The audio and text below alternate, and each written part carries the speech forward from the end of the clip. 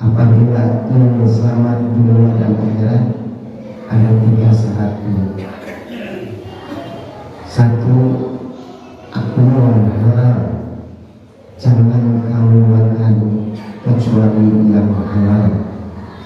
yang nomor satunya kadang-kadang kita terlena dengan kegiatan sehari-hari, suasana di daerah sini berdagang, kadang-kadang berburu antara yang halal dengan yang haram, dengan yang mubah dan sebagainya. Di dunia pekerjaan pun juga begitu, tidak bisa lepas mana yang haram, mana yang halal tersebut. Ini merupakan satu yang harus kita persiapkan, apalagi sekarang. Bagaimana mempersiapkan kita sekarang akan datang tanggal 27 hari lagi ini, supaya kita betul-betul persiapan kita dengan persiapan iman dan takwa kepada Allah. Persiapan kita jangan sampai kita masih tadi, kalau ingin bahagia dunia dan akhirat, senantiasa makanlah makanan yang halal. Dijelaskan di dalam surat An-Nahl ayat 114. Alhamdulillah wassalatu wassalamu aqulu mimma razaqakumullahu halalan thayyiban waskuru nikmatallahi in kuntum iyyahu ta'budun. An-Nahl ayat 114. Makanlah yang halal lagi baik dari rezeki yang telah diberikan Allah kepadamu, dan syukurilah nikmat Allah jika kamu hanya menyembah kepada Allah saja. Perintah di dalam surat An-Nahl ini kadang-kadang banyak orang yang paham, banyak orang yang tahu, banyak orang yang hafiz Quran. Kadang-kadang di luar penceramah pondok, di luar penceramah sejuta umat, kadang-kadang menyampaikan ayat ini. Makanlah yang halal, tidak suka lagi baik, dan bersyukurlah kepada Allah jika kamu menyembah hanya kepada Allah saja. Artinya sholat lalu kurang sholat. Kalau kita sholat, makan itu harus senantiasa selektif, makan halal siap, tapi baik tidak bagi tubuh kita.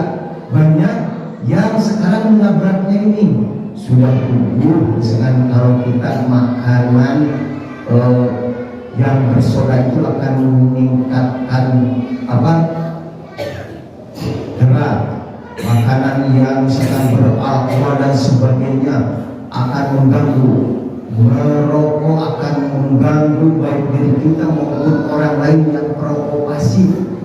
Ini yang kadang-kadang dilupakan, padahal tadi dalam kitab Imam Al-Qurtubi tersebut, sahabat Abdullah itu kalau ingin bahagia dunia dan akhirat, yang pertamanya adalah jangan kamu makan kecuali yang halal. Tapi kalau kita lihat surat An-Nahl ayat 114 tadi, lebih digarisbawahi oleh Allah bahwa di antaranya harus baik. Saya kadang-kadang senantiasa mengingatkan tentang rokok itu. Rokok kalau dikatakan kepada diri kita itu akan menjelekan kepada paru-paru. Kepada orang lain sok tanyakan bahwa perokok pasif itu lebih berbahaya daripada perokok yang aktif. Tapi kadang-kadang kita lupa bahwa inilah yang akan menghancurkan amal ibadah kita. Makanlah yang halal lebih baik. Kalau kita sholat, sekarang kita melaksanakan sholat, makanya sholat itu betul-betul harus kita aktif, harus kita teliti. Kenapa? Apa sebabnya? Apabila sholatnya benar, maka benar seluruh amal-amal kita sama kita sekarang sudah dekat. Terus ibadah yang lain. Jadi sholat itu betul-betul kita semua pelaksanaan ibadah yang lain, sampai-sampai dijelaskan kalau sholatnya sudah salah, sudah tidak ditanya lagi amalan-amalan yang lainnya. Maka persiapan sekarang untuk menuju sahur ini, sampai-sampai kita kaji lagi. Maaf, kaji lagi tentang sholat kita bagaimana, karena ini betul-betul dengan pengaruh makanan ini akan menghancurkan ibadah kita. Terus dengan sholatnya yang salah pun juga ibadah lagi yang lainnya akan tanda-tanda. Apabila yang disebut mencuri sholat di dalam bahasa, apabila punggungnya tidak rata, maka bagaikan mencuri sholat, dan sholat itu juga selama apapun tahu diterima tidak diterima oleh Allah Subhanahu wa Ta'ala. Maka sholat itu harus betul. Saya sampai mulai balik sampai sekarang kayak dewasa terus begini, bagaimana sholat yang dicontohkan oleh Rasulullah tersebut, dari mulai gerakannya, tangan takbiratul ihramnya, sujudnya, bacaannya harus betul-betul kita kaji. Apa sebabnya? Tintanya lautan, penanya adalah pohon yang ada di bumi. Ilmu itu tak akan pernah habis mata. Kita jangan wah ini sholatnya begitu, ini sholatnya begitu, karena perubahan itu akan senantiasa ada dari mulai sejak kita lahir sampai meninggal dunia. Ilmu itu terus berubah. Terus kita cari kaji ilmu, karena itu yang akan menghancurkan seluruh amalan-amalan kita. Jadi betul-betul tentang makanan ini, tentang makanan ini kita harus betul super hati-hati. Jadi kembali kepada kita makannya masuk ke tidak halal atau kita mencarinya termasuk riba atau tidak. Dijelaskan di dalam hadis riwayat Tabrani, setiap tubuh yang tumbuh dari makanan yang haram maka api neraka lebih utama baginya. Dan kita sholat tapi makanannya masih tetap yang haram. Selanjutnya melepaskan di dalam hadis-hadis yang lain. Kemudian Rasulullah SAW menyebutkan seseorang yang berpergian kita musafir, padahal itu juga doa. Yang dia tersebut berteduh dan mengatakan tangannya, ya Allah, ya Allah, ya Allah. Padahal makanan yang haram, minuman yang haram, pakaian yang haram, dan ia dikenyangkan dari yang haram. Bagaimana mungkin kata Rasulullah dan dikabulkan doanya? Jadi betul-betul kita itu tentang makanan itu harus betul-betul fokus, harus betul-betul kita menseleksinya. Hadis riwayat Tirmizi, tidaklah penuh daging dari makanan haram kecuali neraka lebih utama baginya. Bagaimana? Terus banyak menekankan.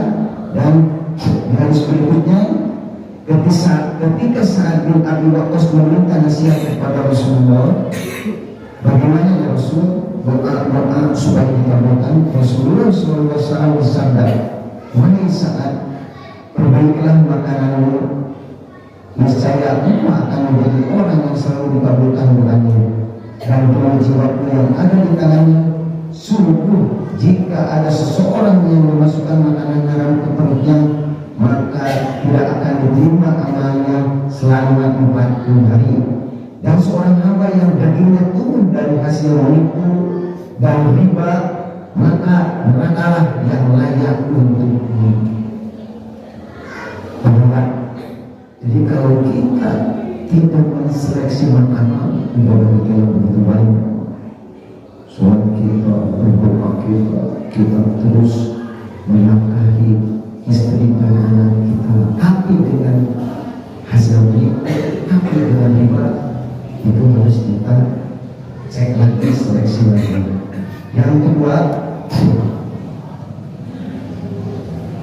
Sa'ad bin Abdillah, bahwa yang supaya kita selamat dunia akhirat adalah dua amal taruh. Apabila Allah memerintahkan yang wajib, kerjakanlah dengan sungguh-sungguh. Jadi kalau Allah sudah memerintahkan yang wajib, contoh sekarang sholat, sahur, kerjakanlah dengan sungguh-sungguh, dengan betul-betul bahwa kita mengerjakannya itu menerima apa yang disampaikan oleh Allah. Jadi dengan sekemampuan kita, dengan akal pikiran kita, dengan waktu luang kita untuk mengkaji apa yang diperintahkan oleh Allah. Tadi saya tahu sholat, kaji, kalau itu terus itu sampai meninggal dunia senantiasa ada perubahan. Jangan sampai kita diperintah oleh Allah untuk melaksanakan sholat Jumat. Hari kadang datang juga pagi itu kurang sungguh-sungguh. Diperintahkan untuk sahur, tidak mau meneliti tentang bagaimana nanti sahur yang diterima oleh Allah, bagaimana sahur yang dicontohkan oleh Rasulullah. saking betul-betul perintah mengerjakan ibadah dengan sungguh-sungguh di dalam sebuah hadis dijelaskan Allah mencintai orang-orang yang beribadah dengan itqon, sungguh-sungguh, betul-betul profesional, betul-betul dia itu ibadah yang diperintahkan oleh Allah itu diterima dan dikaji dan diteliti.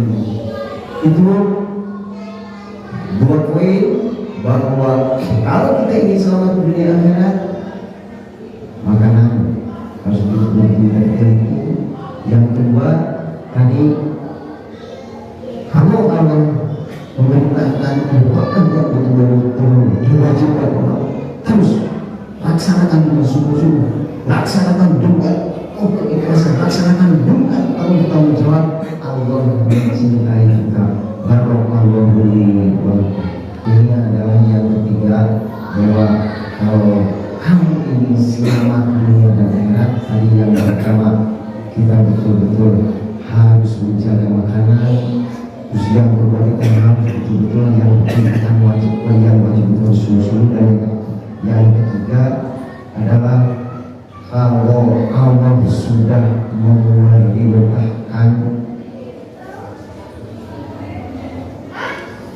ibadah sampai saat ditibani Nabi, jika kamu melakukan ibadah bentuk apapun, ikuti tata cara Rasulullah. Jadi kalau ingin selamat, sekarang tadi ayatnya, kalau ingin selamat, apa yang dilaksanakan oleh kita sekarang? Sholat kita, saum kita, kita harus betul-betul mampu menggunakan akal pikiran. Ibadah kita itu harus betul intiba, harus betul-betul kita bisa menggunakan akal pikiran kita untuk mengkaji, meneliti, meluangkan waktu, mencari bagaimana apa amal ibadah yang betul-betul diperintahkan oleh Rasul itu yang bagaimana dan sebagainya. Allah tidak menentukan hasil, Allah melihat usaha kita. Mau NU, mau Persis, mau Muhammadiyah, dia kalau itiba insya Allah dengan di hadapan Allah. Kalau kita sudah menggunakan akal pikiran kita, membaca, meneliti, bertanya dan sebagainya, itu itiba. Jangan sampai kita dari mulai sejak kecil sampai balik itu namanya taklid kita mengikuti orang tua semua sampai balik. Nanti kalau sudah dewasa kita akan ditanya, akan hisab akal pikiran kita, akan dipertanggungjawabkan di hadapan Allah. Apakah akal pikiran kita sudah bisa digunakan, sudah mau menggunakan untuk mengkaji, meneliti ibadah yang dicontohkan oleh Rasulullah? Sedikit saja mencampur adukan kita ibadah antara yang hak dengan yang batil, kita masuk ke masjid ini ibadahnya seperti ikuti Al-Quran, masuk ke masjid yang lain ikuti Al-Quran. Itu seperti kalau bahasa Sunda apa? Tuturut mending itu jadi kalau kita anak kecil nama mending, tuturut mending itu si mending itu waktu dia besar tenaganya. Tapi sama anak kecil yang lebih dan sebagainya. Ibadah jangan sampai keturut ikut ke masjid yang ini, ikut masjid nanti hisab di hadapan Allah akan berbahaya. Karena amal ibadah kita dicampur adukan. Yang penting kita takut sama manusia orang, namun ibadahnya beda dengan orang itu kita akan dijauhi oleh masyarakat tersebut dan sebagainya. Itu sudah mesti takut hanya pada manusia saja. Padahal kalau ibadah dicampur adukan apa? Ilustrasinya, kalau bapak dan misalkan punya motor, beli bensin 5 liter campur ada setengah liter sama air, maju motor tersebut tidak akan maju, mobil itu tidak akan maju. Iman pun demikian. Kalau kita dicampur adukan ibadah kita, amal ibadah kita dicampurkan, turut pun ikut ke sana ikut ke sini supaya aman dengan manusia, maupun iman kita. Jadi persiapan untuk sahur kita ini sekarang menghadapi bulan Ramadan ini, sekarang pas begitu hidangan tersebut makan sungguh-sungguh dalam ibadah, cek kembali ibadah Rasulullah, jangan mencampur adukan ibadah yang kita laksanakan.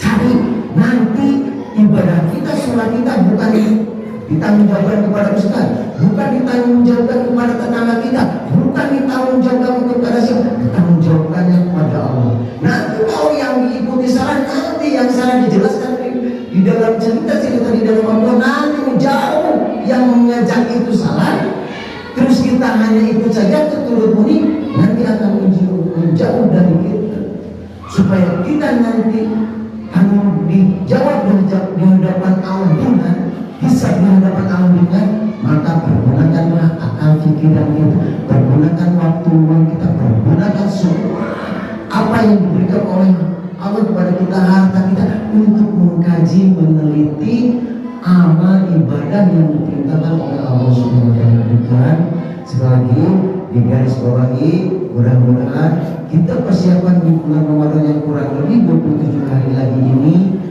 kita bisa menseleksi makanan kita, bertobat kepada Allah kalau kita sudah melaksanakan yang haram. Terus yang kedua, harus sungguh-sungguh kaji dan teliti lagi amal ibadah kita, dan ketiga, cari mana amal ibadah yang dicontohkan oleh Rasulullah SAW.